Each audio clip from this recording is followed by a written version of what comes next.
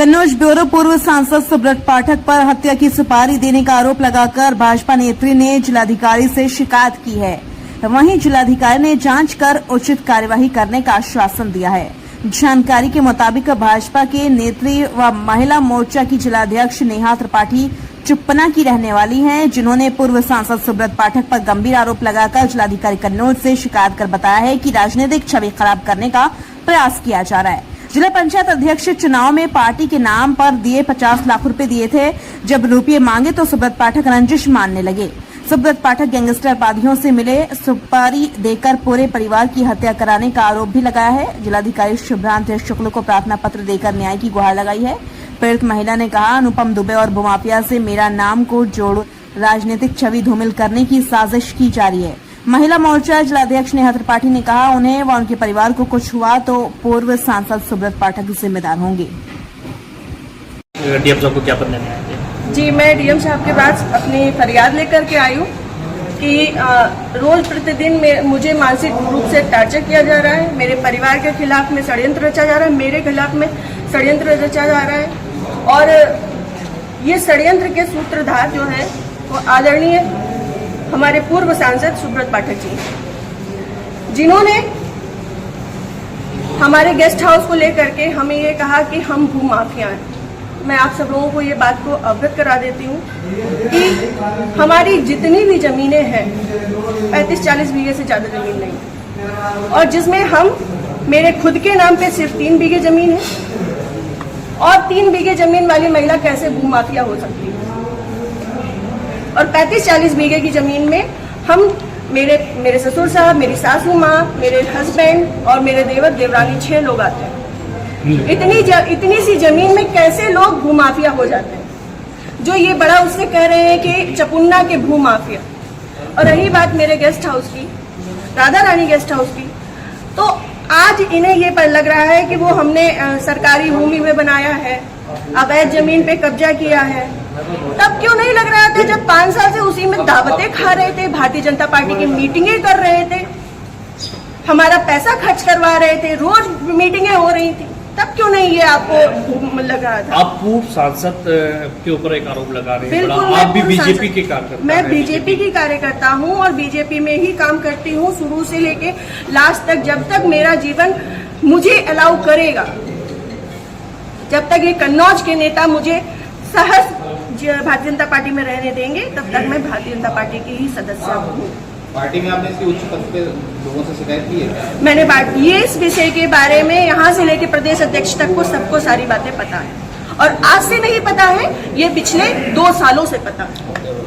मेरे पिताजी, मेरे ससुर साहब, मेरे हस्बैंड, हम सब लोगों के लिए हत्या तक का मतलब षड्यंत्र रचा जा चुका है।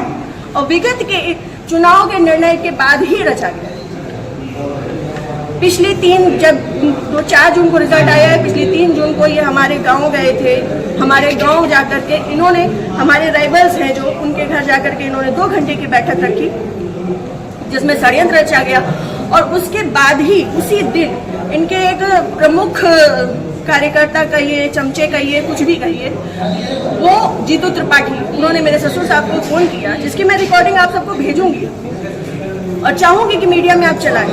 उन्होंने मेरे ससुर साहब को धमकी दी कि अगर चपुन्ना चुनाव नहीं जीता तो आपको 4 तारीख के बाद देख लिया जाएगा।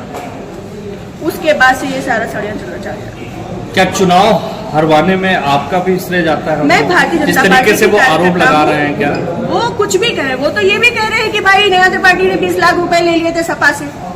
वो तो उनका मुंह है, कुछ भी कह सकते हैं। पर मैं भारतीय जनता पार्टी की कार्यकर्ता हूं और सभी लोग सोशल मीडिया जानते हैं, चलाते हैं। सभी लोग मेरी आईडी में देख सकते हैं कि मैंने किस तरीके से काम किया है।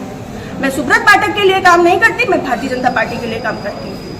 आपने प्रशासन और पुलिस से शिकायत की इस बारे में? जी, मैंने पिछली 25 तारीख को प्रशासन पुलिस से शिकायत की थी, जिसमें सीओजी की टीम गठित है और अभी तक कोई भी पकड़ा नहीं गया।